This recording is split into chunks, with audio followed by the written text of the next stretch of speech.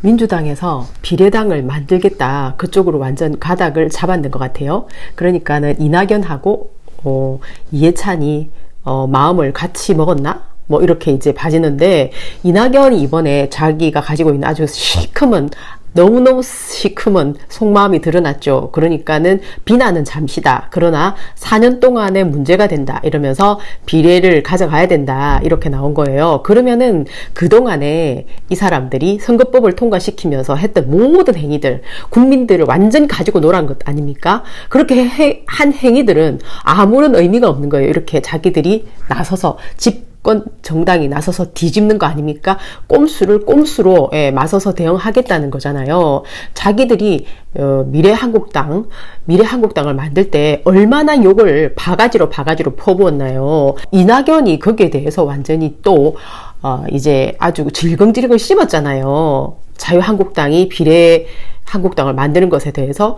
그러면서 어떻게 그런 짓거리를 하냐 이러면서 막말을 했었거든요, 이낙연이. 그래서 이제 사회자가 물었죠. 그렇게 할 가능성은 없느냐, 민주당은. 그러니까 아예 그런 짓거리를 어떻게 합니까? 자기 입으로 그래 말했어요. 그런데 바로 뒤집는 거예요.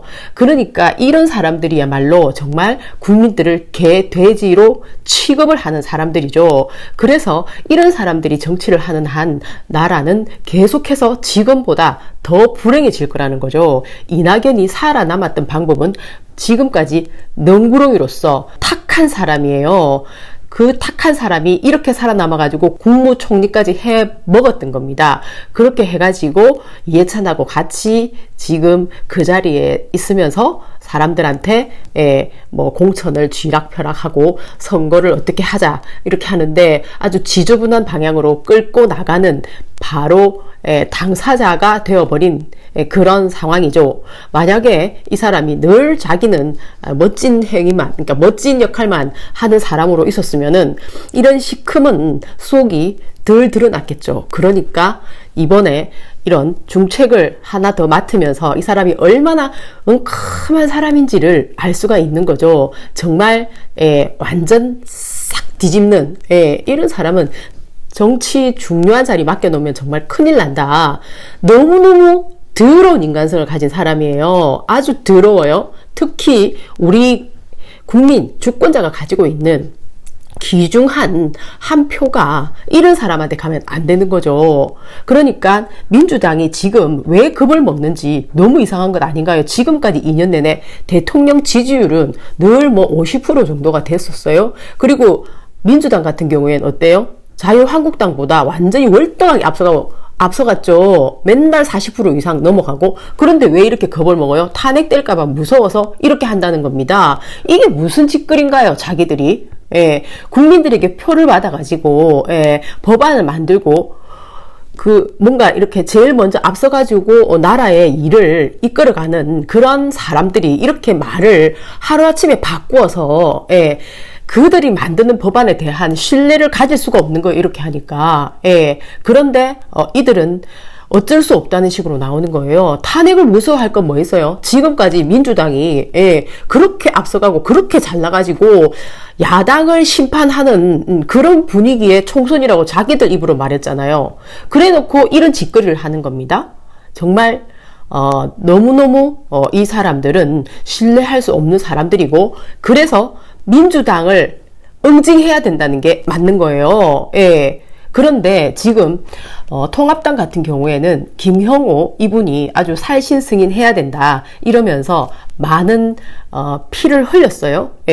그런데 이제 문제는 보면은 여기도 어쨌든 아주 탁한 기운이 여전히 남아있는 곳이잖아요. 미래한국당의 한승교라는 사람이 계속해서 바람을 잡는데 안철수한테 뭐 내 자리를 내어줄 용의가 있다. 국민의당을 지금 창당해가지고 잘 진행하고 있는 안철수한테 자기 자리를 주겠다는 겁니다. 한선교라는 이 덕보자 비슷하게 완전 머리 다 빠져가지고 요즘에 뭐 힘든 일이 있는지 하여튼 이분은 굉장히 지금 이미지가 관리가 잘 안 되고 있는 사람이에요. 어쨌든 한심하게도 안철수가 우리나라의 대권 주자로서 이때까지 이름을 날린 사람인데 자기 자리 준다고 오라고 하니까 얼마나 황당해요. 어쨌든 안철수 같은 경우에는 또 딱 잘라 거절을 했죠. 그리고 이런 분위기에서 사람들의 반응을 한번 살펴봐요. 민심은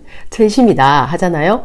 민심이 왜곡됐죠. 저번에는 드루킹 같은 그런 조직, 그리고 지금 대깨문들이 이제 차이나 게이트라 해가지고 중국 쪽에 있는 사람들을 알바생으로 갖다 썼다 하는데 굉장히 설득력 있어요. 그러니까 오늘은 KBS가 낸 기사를 봤어요. 기사를 한번 공유해 볼게요.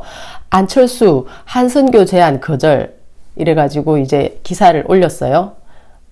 신문사마다 다 기사를 냈던데 여기에 사람들이 단 댓글이 그래도 깨끗했어요. 그래가지고 제가 선택을 했는데요. 대통령보다 낫다. 쇼든 뭐든 안 하는 것보단 낫다. 목숨을 걸고 쇼하는 사람은 없다. 최고예요. 뭐 이렇게. 안철수님, 김미경 선생님 힘내세요. 안철수 국민의당 뿐이다. 이렇게 국민의당을 지지하는 사람들이 많아요. 그런데 한선교가 이끌고 있는 미래한국당인가요? 거기 갈 거라고 자기가 자리를 내놓겠다고 하는지 참 어이가 없습니다, 진짜. 안 대표님 큰 그림을 그리세요. 권모술수에 속지 마시고 무소의 뿔같이 생각하신 길로 가세요. 이 사람은 이제 급정하는 거죠, 안철수를. 안철수가 쉽게 가려고 했으면 새정치민주연합 때 당대표 해서 시장 가서 하하호호 사고 현장 쫓아가 눈물 흘리는 척만 했겠지요. 우리 안철수님 건들지 마. 국민의당에 비례 한 표 준다. 정치판에서 많은 경험했듯이 백로가 까마귀 노릇하는 곳에 가면 안철수를 박철수로 국민이 홀대한다. 가장 소신 있고 정직한 정치인이다. 자한당은 재벌 자산가 부동산쟁이 아니면 무식한 인간이 좋아하는 것 아닌가요? 이렇게 쓰는 사람도 있어요. 안철수 국민의당 비례 1등 가자. 장담한다. 국민의당이 비례로만 20석 교섭단체 만든다. 두고 봐라. 이 글은 성지가 된다. 민생당 보니까요. 호남당이다. 이런 말 하잖아요. 근데 거기는 지금 3%가 안 돼요. 그런데 박지원이 진짜 또 웃기는 말을 했어요. 안철수한테. 안철수하고 분명히 지금 뭐 황교안 이런 사람들하고 전부 다 이렇게 교감이 있었을 것이고, 그리고 안철수는 결국은 이제 잔머리를 계속 굴리면서 그쪽하고 통합을 하려고 지금 머리를 쓰고 있을 거야.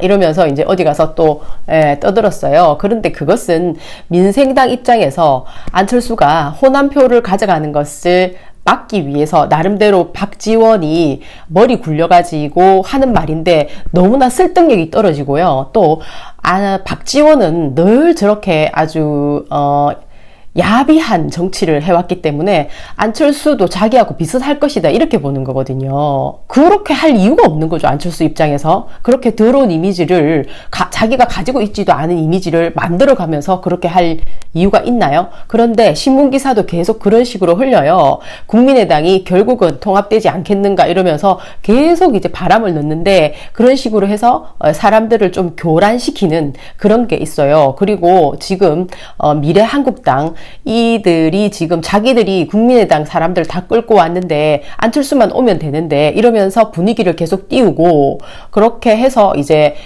중도표를 어쨌든 끌고 오려고 하는 그런 자기들만의 속셈을 가지고 계속 이런 식으로 언론 플레이를 하는 거죠. 그러니까 그래서 권은희가 굉장히 기분이 나빴어요. 이분이 술을 드시고 이런 거를 올렸나 이러면서 아주 발끈했죠. 그것은 이 사람들의 속셈이 뻔하다는 걸 아니까 아주 기분이 나빴던 거죠. 국민의당 입장에서는 아주 깔끔하고 정말 정도로 가는 강한 중도의 이미지를 가져가야 되는데 계속 이들이 먹칠하는, 그래서 물타기 하는 그런 작전을 쓰고 있다 이렇게 보여져요. 그래서 굉장히 조심해야 되는데 우리 그 중도, 강한 중도를 선호하는 사람들은 제가 볼 때는 아주 많이 현명해서 이런 작전까지 다 이제 그 수를 잃는 것 같아요. 보니까 여기 이 댓글을 한번 보면은 진짜 사람들이 수준이 얼마나 높은지 알 수 있는데 지금 옛날 생각하는 거죠. 이 파렴치한 민주당, 비례당 만든다고 그러고 있는, 생각을 한번 해보세요. 그 비례당 열린민주당을 만든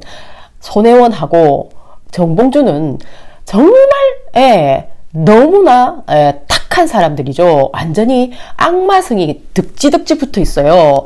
부동산 복부인 냄새 풀풀 풍기는 손혜원, 정말 극혐이죠. 그리고 정봉주는 또 어떤가요? 표정이라든지 이렇게 말하는 거 어쩌다가 이렇게 신문 기사에 나오는 거 보면은 그 사람 진짜 너무 비호감이에요. 정봉주를 보면은 정말 비호감이 어떤 건지, 비호감의 대명사다. 그리고 사고방식 자체도 완전 썩어 빠졌잖아요.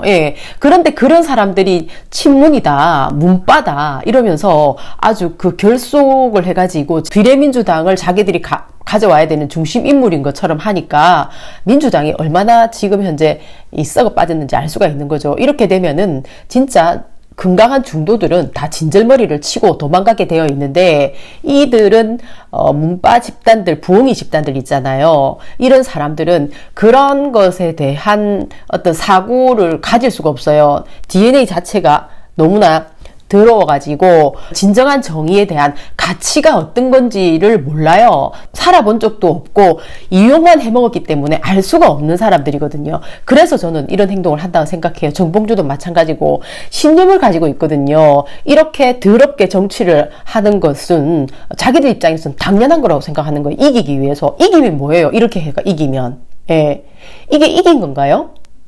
결국은 뒤통수 쳐가지고 내 취할 걸 취하자 이런 건데, 그런 팀들이 모여 있는 곳이 지금 현재 문빠 집단, 부엉이 집단이라는 겁니다.